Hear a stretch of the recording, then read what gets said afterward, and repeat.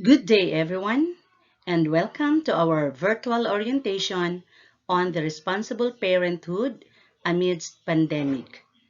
I am Monica Espanes, your humble partner in taking care of your children in school. Let's start by contemplating what really is responsible parenthood. There are different views being shared when someone is asked of this question. Others say that it is the shared responsibility of husband and wife to determine and achieve the desired number, spacing, and timing of their children according to their own family life aspirations and concerns. When we say shared responsibility, both husband and wife will decide. Hindi pwede na yung wife lang ang magsasabi kung ilan ang gusto niyang magiging anak at kung kailan siya magkakaroon ng anak. Hindi rin pwede na ang husband ang magde-decide. Dapat, both of them must agree. Kung kailan nila gustong magkakaanak at kung ilan lang ang gusto nilang maging anak. At kaakibat ng desisyon nito, they should also consider other concerns, like financial aspects or resources of the family, and of course, the health of wife na siya ang magdadala ng baby in her womb for 9 months. Responsible parenthood does not limit only on fulfilling the demand of children and rearing them up properly, but goes beyond that. We should also consider the effect or impact of the things we have provided to them. Tingnan din natin if nakakabuti ba sa kanila yung pag-fulfill natin ng mga demands nila or baka hindi na. But what do we need to consider in order to become responsible parent? So here are some identified qualities of responsible parenthood. So these qualities of responsible parenthood will guide us on how are we going to rear our children. First, marriage should be done at the right age, as right age at marriage helps to start a new life and a new family in the right time. So when both parents are already at the right age, they know already how to weigh things objectively. They will be matured enough to see the realities of life. The size of a family should be decided by both parents together. Ito yung sinasabi ko kanina, that both husband and wife should decide. Hindi pwede yung isa lang ang masusunod. Next is, being responsible parents also refers to becoming parents at the right age, where both of them are physically and mentally mature to start a family. In developmental psychology, physical maturity is an age-related concept and is said to occur where the level of physical development is commensurate with a given age level. So for example, we might say that a 12-year-old boy or girl is physically mature for their age.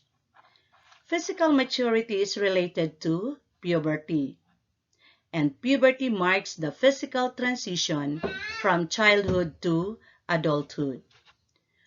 While the changes that accompany this time are significant, their onset, rate, and duration vary from person to person. In general, these changes are either sexual or growth-related. Sa Tagalog, ito yung sinasabi nating physical na pagkahinog, hindi yung hinog sa pilit.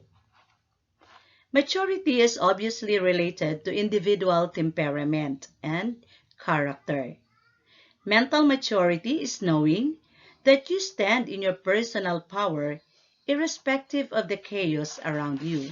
Kahit gaano pa kagulo, gaano pa nakakalito ang sitwasyon, but you know already how to respond, or to stand on it. Next, we have proper spacing between the births of children is also necessary for health of a mother and child.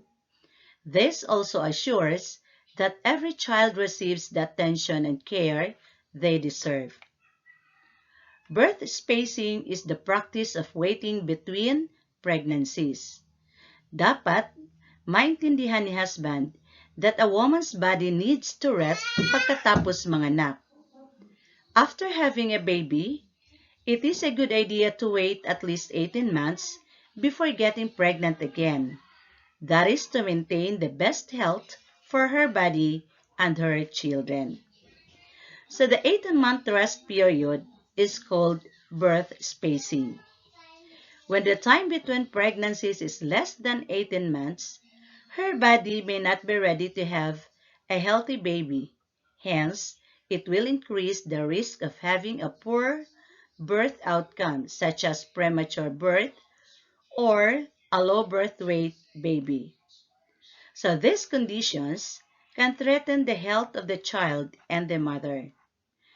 These conditions are associated with infant mortality and other short-term and long-term health complications. Now, let me share to you the principles of responsible parenting. First, we have what you do matters. This is one of the most important principles because children learn from their parents. They see, observe, imitate, and adapt the behavior of the parents. May kasabihan nga tayo na sa mga mata ng bata, ang ginagawa ng matanda ay tama. Kaya kailangan maging maingat tayo sa ginagawa natin. Dahil maaari itong gawing halimbawa ng mga anak natin. Becoming a responsible parent, one needs to act the same way that they want their children to be. Because children learn from what you are more than what you teach. We have this saying that says, the best kind of parent you can be is to lead by example. Next we have, you cannot be too loving. It is a great or a given fact that everybody loves their child. But the love of parents should never spoil them. Minsan kasi, hindi tayo aware na nasusobrahan na yung quote-unquote love na naibibigay natin sa pamamagitan ng palagiang pagbibigay natin sa kanila ng mga material things or pagpapabaya sa mga ginagawa nila to the extent na nai-spoil na natin sila. In fact, the things like leniency, material possession, that spoils them. Remember, your children need your presence more than your presents. So, as parents, we need to be careful on that matters. Next, we have be involved in your child's life. It is necessary for parents to be involved in child's life in both physical way and mental way. Parents need to talk to them and also listen them carefully. Hindi yung parents lang ang dapat nagsasalita at kailangang pinapakinggan. Ang mga anak natin ay may mga sariling isip at damdamin din na dapat din nating pakinggan. Parents should manage to provide at least 15 minutes of undivided attention towards children every day. Pag sinabing undivided, drop everything and listen. Sit down and listen to them. Hindi yung nag-i-air out sila, nakikinig na tayo pero nakatutok pa rin tayo sa mga phone natin dahil may ini-entertain tayong ibang concerns. Hindi natin mag-grasp ng maigi yung mga sinasabi nila. Always remember that the best thing you can spend on your children is time, quality time. Take note, to be in your children's memories tomorrow, you have to be in their lives today. Next we have adapt your parenting fit your child. Watching how your children develops and reaches new milestones is one of the most exciting things that you can do as parent. Parents need to keep the track and pace with the child's development. Parents need to understand the children milestone as per the age. We have also established and set rules. Parents need to maintain and regulate the child's behavior. When it comes to kids, set the rules and stick to them. Let your yes be yes and your no be no. Strict actions and punishment may also be required. Parents can set up the rules and make their children follow them. Rules can simply vary from table rules to curfew rules. Ang pagdidisiplina kasi is not about control. It's about training. You are training your children to become responsible citizens in the future. Mahirap na kasi pag hinayaan natin sila at baka maligaw pa sila ng landas. Remember, it is easier to build strong children than to repair broken men. Discipline your children so that prison guards won't do it later. Next, foster your child's independence. Responsible parents need to teach their children self-control and encourage independence. Parents should teach them to make responsible decisions and should not frequently intervene in their choices. Dahil baka mamaya niyan, magiging kontrabida na ang tingin nila sa atin. Kagaya ng sinasabi ko kanina, meron din silang sariling pag-iisip at damdamin, so let us allow them to use it. But of course, with our guidance. Hindi kasi pwedeng habang nandyan pa tayo, laging tayo ang magdidesisyon for them because they will not learn. As what Proverbs 22:6 says, 22 verse 6 says, train up a child in the way he should go, and when he is old, he will not depart from it. So kapag tinuruan mo siya maging responsable sa pagdidesisyon while he is young, dadalhin niya hanggang sa paglaki niya ang pagiging responsable niya. Be consistent. Consistency is the key to discipline. Rules for children should not change from day to day because this makes the children confused. Kagaya ng sinabi ko kanina, when you say yes, it should be yes. And when you say no, it should be no.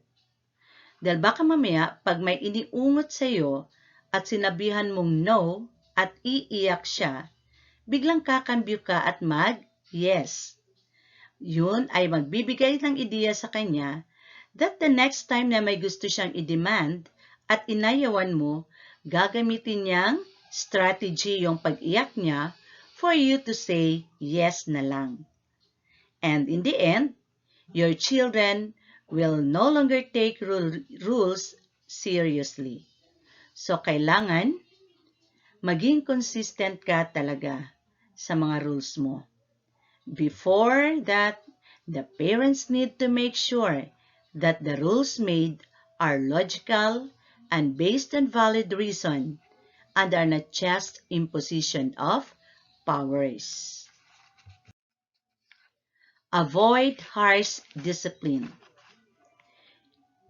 Parents should never adopt the harsh way. They should never hit a child under any circumstance. This has negative impacts on child. Children who experience abuse and neglect are 9 times more likely to become involved in criminal activity. Even in school, kadalasan may mga batang laging nagbibigay ng sakit sa ulo sa mga teachers. Then kung among subayon ang background, bakit kaya sila nagkakaganyan sa school?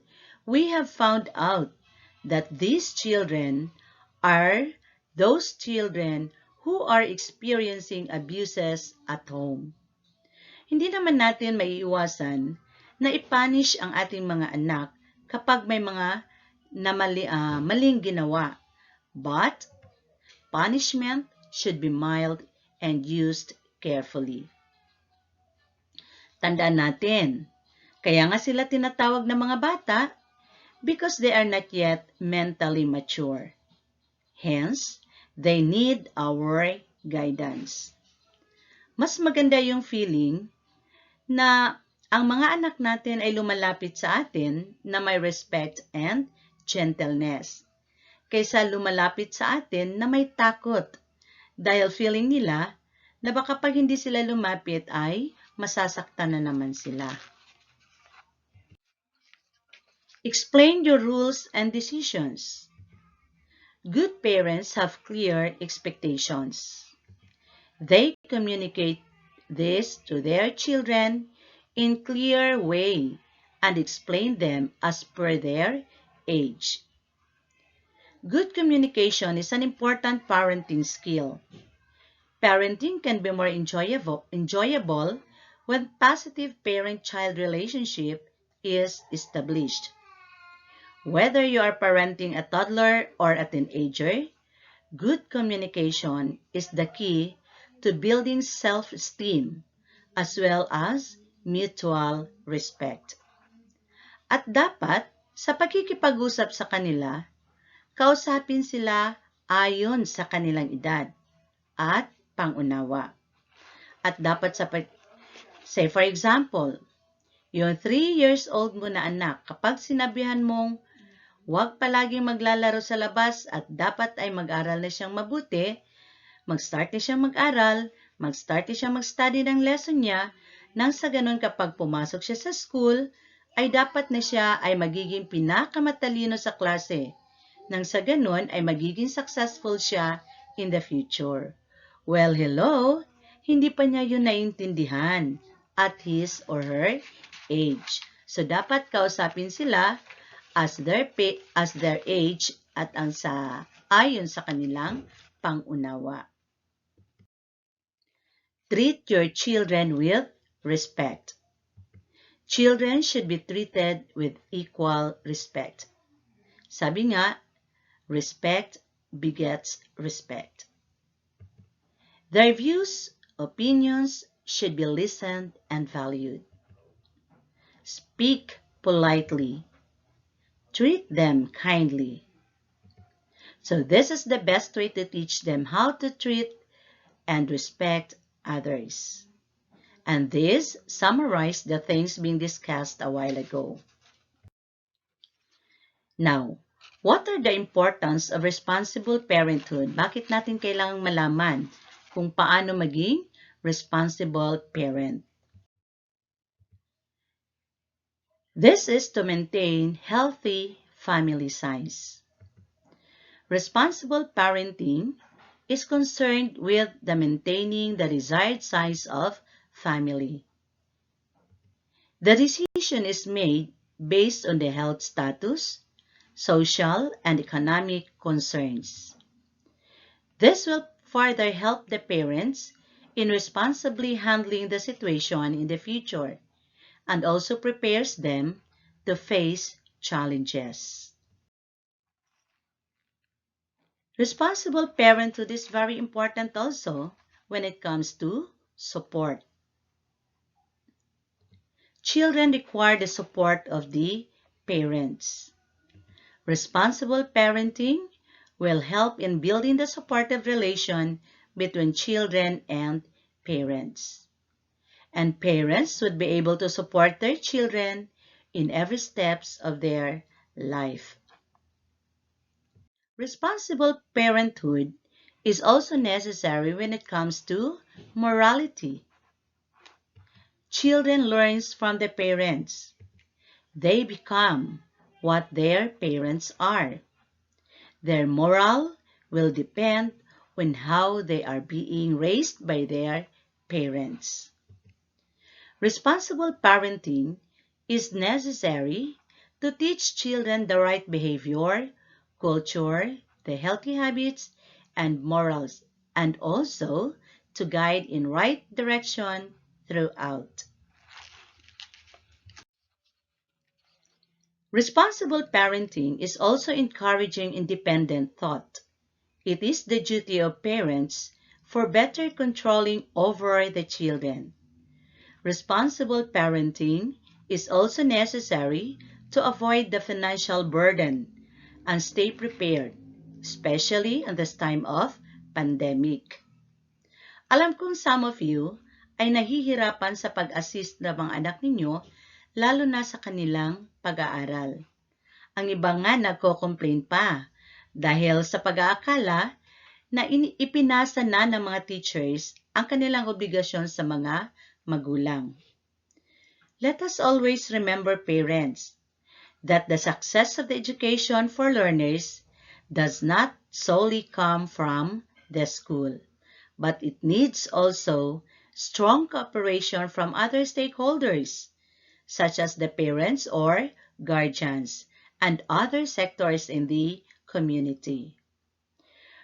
Republic Act 9155 clearly emphasizes that education is a shared responsibility to provide learners with the skills, knowledge, and values they need to become caring, self-reliant, productive, and patriotic citizens.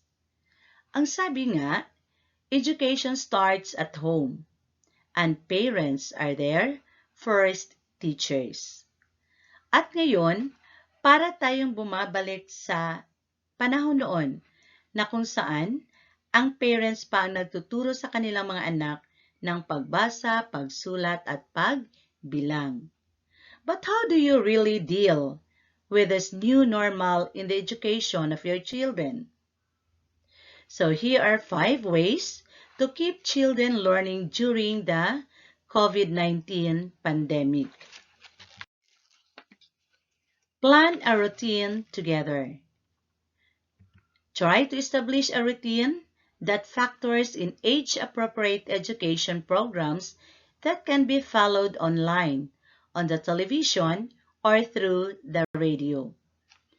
Also factor in time and playtime and time for reading. Use everyday activities as learning opportunities for your children. And don't forget to come up with these plans together where possible.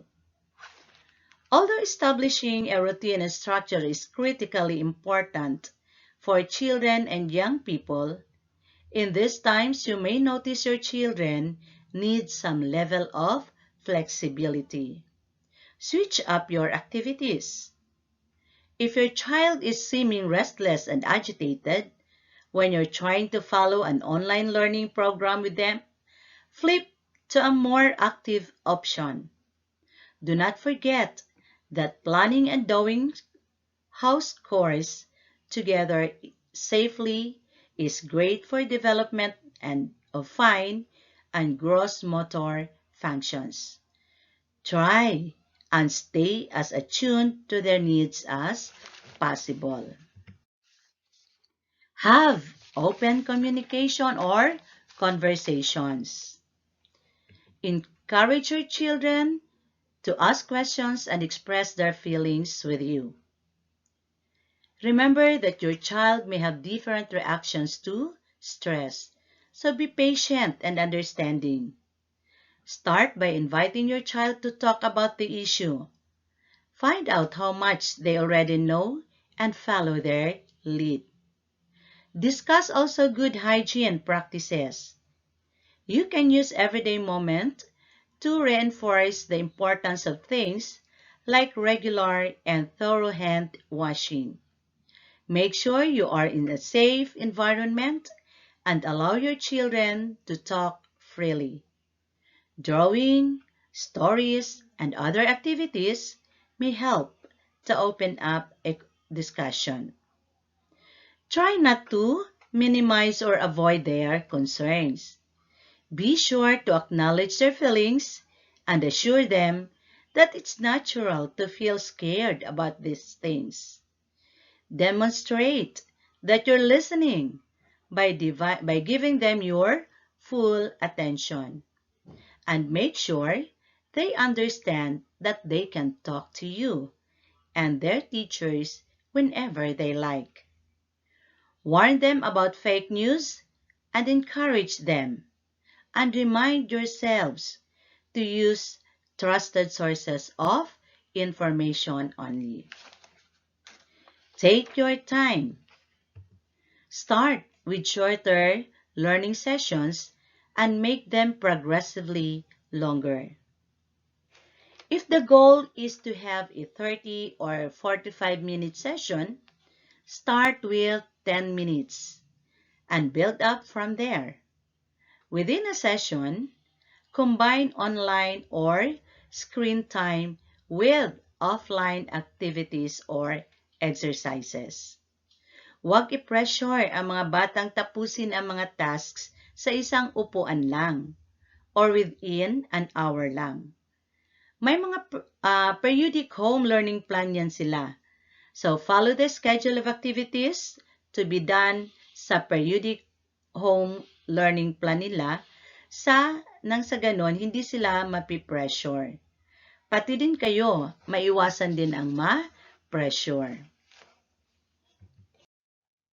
Protect children online. Digital platforms provide an opportunity for children to keep learning. So take part in play and keep in touch with their friends.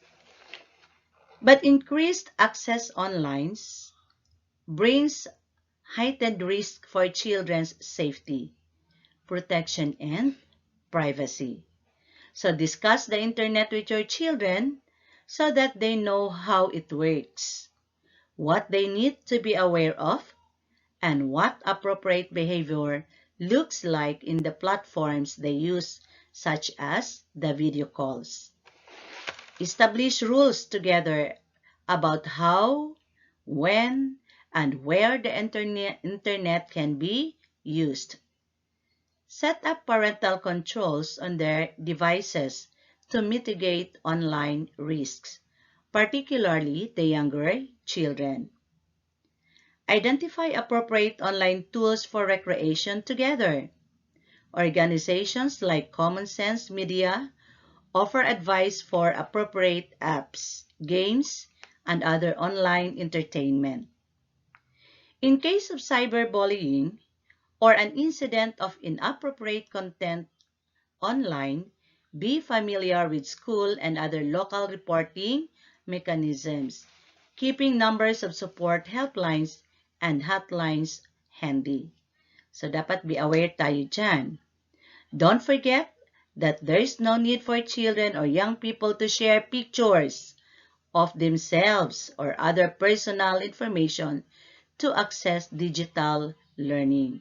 So dapat gabayan talaga natin ang ating mga anak. Huwag hayaan na sila lang ang mag-browse ng mga different sites online. Stay in touch with your children's education facility. Find out how to stay in touch with your children's teacher or school to stay informed. Ask questions and get more guidance.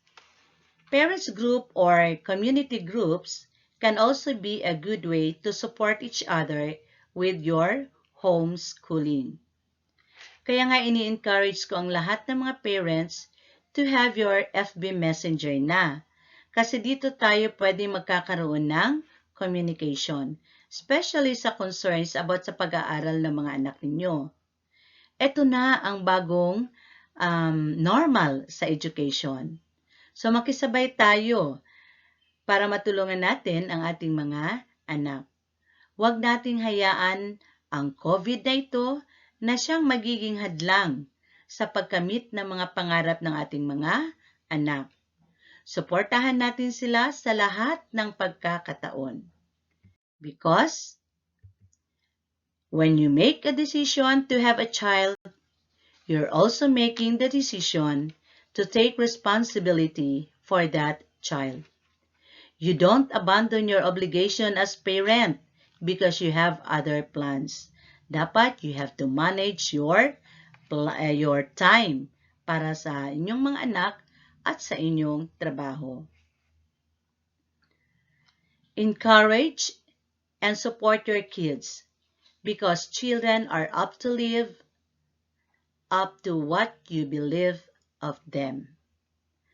Parenting is the easiest thing in the world to have an opinion about. Kapag tinatanong tayo of what is responsible parenthood, ang dali natin makapag-share ng opinion. But it is the hardest thing to do. There is no such thing as perfect parent. So just be a real one. At the end of the day, the most overwhelming key to a child's success is the positive involvement of parents. Okay? So, thank you for listening and good day, everyone.